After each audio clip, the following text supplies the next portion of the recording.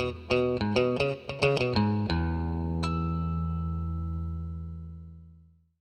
welcome to another one of our videos. Today we're going to be doing the secondary oxygen sensor replacement for both the Bank 1 and Bank 2 sensors on my 2002 Lexus GS300. Same process should apply for all of the 98 to 05 GS300s, all of the second generation GS, and this is going to be specific to the 2JZ engine. I believe the same process and the same sensors are used on all the cars, but please double check your part numbers, either in a Toyota parts catalog or on a website like Rock Auto, so on and so forth. But in my case, for my 02, the sensor for cylinders 1, 2, and 3, sensor 2, is Zenzo part number 2344626, and the sensor for cylinders 4, 5, and 6, again sensor 2, is 2344603 from Denso. I highly recommend only buying Denso sensors or the Lexus OE sensors. Denso was the OEM manufacturer for those, so I'd rather go with the generic Denso ones. But if you so choose, you can spend more money for almost the same thing, just with some Lexus branding on it. So we're going to go ahead and move on over to the car. I'm going to do, I believe, the sensor replacement from underneath, at least for the cylinders 4, 5, 6. 1, 2, 3 you can probably do from the top, but I believe it's easier from underneath. It's been a while since I've done this job. So I'm going to go ahead and hop onto the car, show you what we're working with, and get started on the process. Alrighty, so we're here under the car, and we can see right in front of us the cylinder 456 sensor 2. You can see the catalytic converters right up here to the right. That is the front of the car over there, and then that's the rear of the car back there. I have the car up on some ramps just to get some easier access. This is the sensor right here and the wiring. Now, this is potentially going to be the harder one to replace because unlike all of the other oxygen sensors, this one is the only one that does not have the connector under the car. If you follow the wire here, you can see that it goes up into a grommet right there. Hopefully that's visible on camera, but the grommet's right there. And then the connector is on the inside of the car, underneath the carpet, kind of in the footwell area. So I'll show you that here in a minute once we get to that point. But what we're going to do under here is get the cylinder cracked loose while we're under, get the sensor cracked loose while we're under here. But we do have to get that wiring disconnected and out of the car, or pulled out through that grommet in order to get this sensor replaced. Now the other sensor is up here towards the front of the vehicle. And you can see it right there, right past the catalytic converter. So that's the catalytic converter for for cylinders 1, 2, and 3, and that's the sensor right there. Now this one's pretty easy to get to from underneath the car. You can also get to it from up above, but you do have easier access from underneath as long as you can get underneath the vehicle. So we're going to go ahead and service this one from underneath. Again, we're going to go ahead and get that cracked loose, and then I'll hop up into the engine bay to show you where the connections are for that one.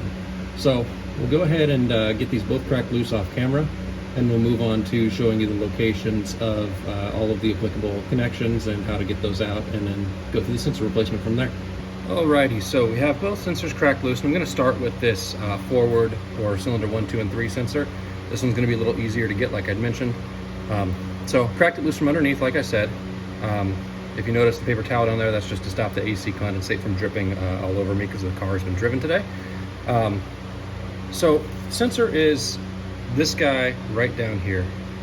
Hopefully you can see it. The camera doesn't want to focus on it, it wants to focus on my hand, but it's right down there. And you can see the wiring. It follows along from there up through that clip there on the side, and then it follows it to that gray connector right there that you can see. Now that gray connector, all you have to do to disconnect is push down this tab, which I'll let it focus on that. Push down the tab that you can see on the back side right there, and pull the connector free. You also are going to have to get it free from that little clip right there. And that guy's just one of the toothed style clips that kind of zips together, and you have to pry apart in 2 places to pull it apart. Pretty easy to do, you just need 2 hands to do it. So I'm going to get that zip clip undone off camera, get the sensor disconnected off camera, and then just unthread it. The reason you need to disconnect it first is because obviously you have to unthread the sensor, and if the wire is connected, which it is, it's permanently connected, it's not possible really to do that without completely twisting up the cable. So I'm going to go ahead and get that done, and we're going to head on over back to the workbench to compare the new and the old sensors, make sure that everything's good, and then get that one installed. Okay, so we have the new and old sensors here. We can see that they're pretty much identical. The construction is a little bit different on the new versus old one, interestingly. But again, this is supposed to be the correct part number for this vehicle. couple things to note. Number one, don't freak out whenever you see that the new cabling is a little longer than the old. If I hold the two sensors here hex to hex and move them down, you can see that we've got a couple extra inches. That's been true in all the cases of Denso auction sensors I've used on Toyota and Lexus vehicles. I don't know why they build them a little longer than the original ones, but they do, and that's just how it is. So again, don't freak out. And number two, the other thing I want to note, and if you saw my video on the primary auction sensors, you'll have known this or have seen this. Some of these sensors come with a cap on them and anti-seize pre-applied, and other sensors come with a little tube of copper anti-seize. In this case, this one is anti-seize pre-applied. We don't need to apply any new anti-seize or anything like that. We just need to install the sensor. With the primary sensors, got one of each. I don't know if Denso does that between different factories or if they did a switch over at some point and I got old stock of one, new stock of another. But just keep that in mind as you're doing this job. Pay attention to what sensors you have and move forward appropriately from there. So I'm going to go ahead and get this new sensor threaded into place, wires routed, and everything buttoned up on the engine bay. And we're going to head onto the inside of the car here in the next clip that you'll see and move on to the 4, 5, 6 cylinders secondary O2 sensor. All right, so we're here in the passenger side interior, and we're going to go through the steps that we need in order to replace the auction sensor that feeds up here into the interior now. Again, that's the cylinder 456 sensor 2. The connector for the O2 sensor, if I remember correctly, basically comes in right here, underneath the passenger's feet, basically. So what we're going to need to do is strip back, I should say, the carpet. I believe, from memory, it's a pretty easy process. We should just have to pry this off with some plastic trim tools. Remove our little bezel and kind of fuse box cover here, which I believe, again, is plastic trim tools. We may have to drop this underside plastic. I don't remember for sure. Although I believe this just clips in. Again, I'll have to figure that out, and we'll review. And then we're basically gonna peel the carpet back. This trim piece here holds the carpet into the side. That'll let us fold this carpet in and kind of down. Of course, we're gonna take out the floor mat too. Then we're gonna take this carpet, peel it down, and the carpet over here and kind of peel it down. That'll give us access down in this area where it comes up. And then that sensor wire, I believe, feeds up into the center console area and terminates to the connector that hangs out somewhere there with a little Christmas tree type of clip that holds it into the center console area, the transmission tunnel area somewhere. So I'm gonna go ahead and get working on this. I'll try to time lapse this portion as well to capture the details, since this is the trickiest part of the O2 sensor replacements, and we'll go from there.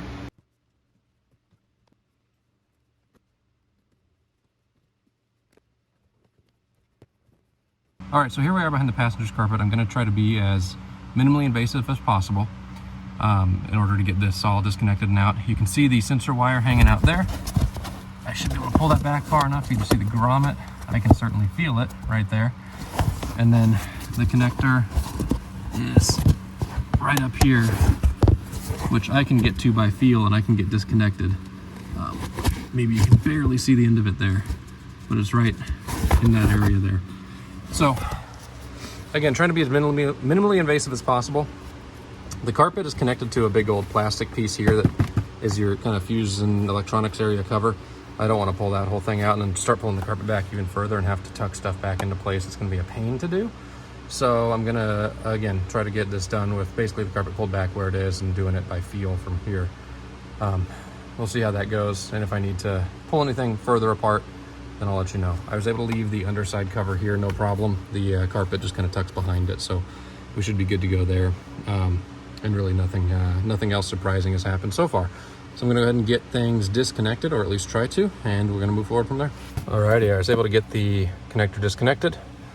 Somewhat one-handed. I was able to get my right hand on the clip, holding like that, and my left hand down underneath to be able to pull the connector out of place. Getting it back together should be a little bit easier, since we're working with pushing it into place and not having to do two operations with the unclip and the pull. So what I'm going to try to do is pull the grommet from underneath, since this sensor is, in theory, worn, dispensed of, toast. I'm going to just go ahead and pull on these sensor wires to pull the grommet out. If you plan on reusing the sensor, don't recommend that. You can damage the wires. If your sensor is dead, you can go ahead and do that and you're not going to hopefully have any issue, and it should just pop right out pretty easily.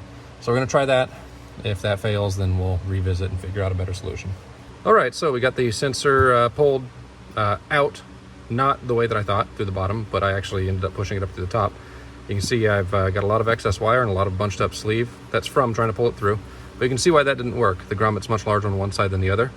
On the side that it's small, that's the underside. You can just push it up really easily from underneath and push it up through into the cabin, and then the O2 sensor just pulls up, no problem. The hex fits through the hole. Beautiful. I'm gonna go ahead and get the new sensor dropped into place.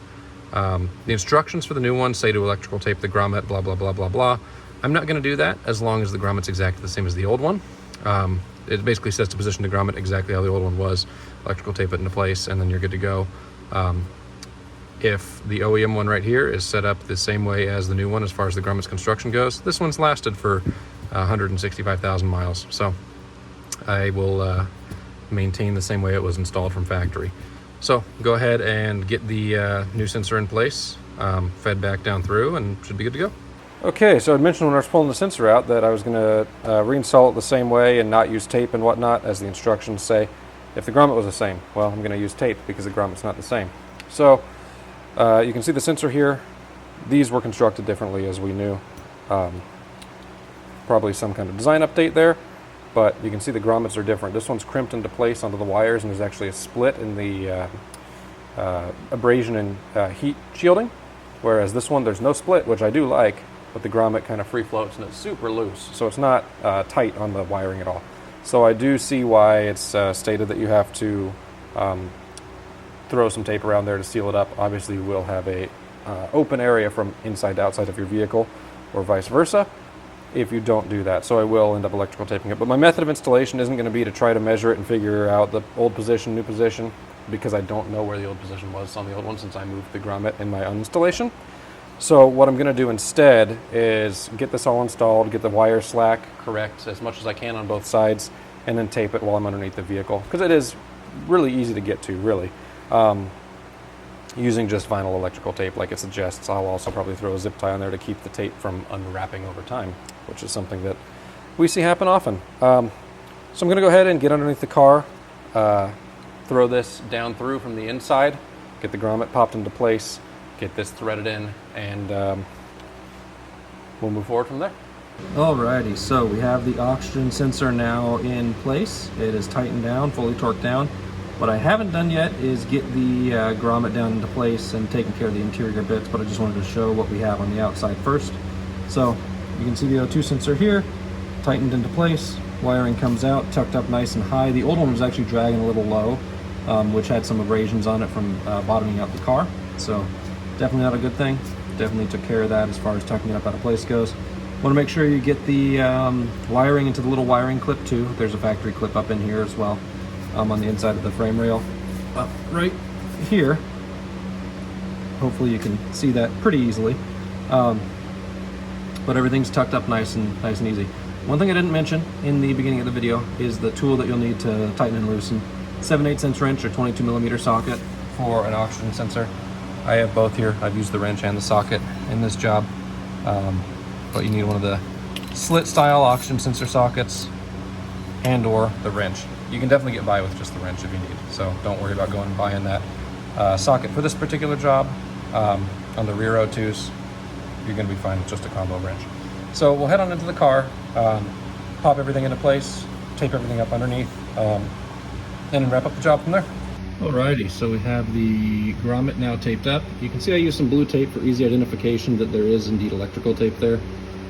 If I were going for maximum aesthetics, I would have wrapped it nicely, a little nicer probably, and with black vinyl or black cloth tape. But I wrapped it with blue just so it's easy to ID that the tape is there for any future service. Hopefully it helps someone out in the future. So that's the end of the job. I have everything tucked into place down here. Made sure that the grommet's poking all the way through. You can see that it is. It's nice and sealed there. Again, everything's connected. Everything's routed nicely. I wish there was another cable holder here to hold this guy up a little more, but it is what it is. I mean, it doesn't hang any lower than that clip, and the clip's not any lower than the exhaust, as you can see, whereas the cable used to kind of droop down like this. So we're doing better than we were.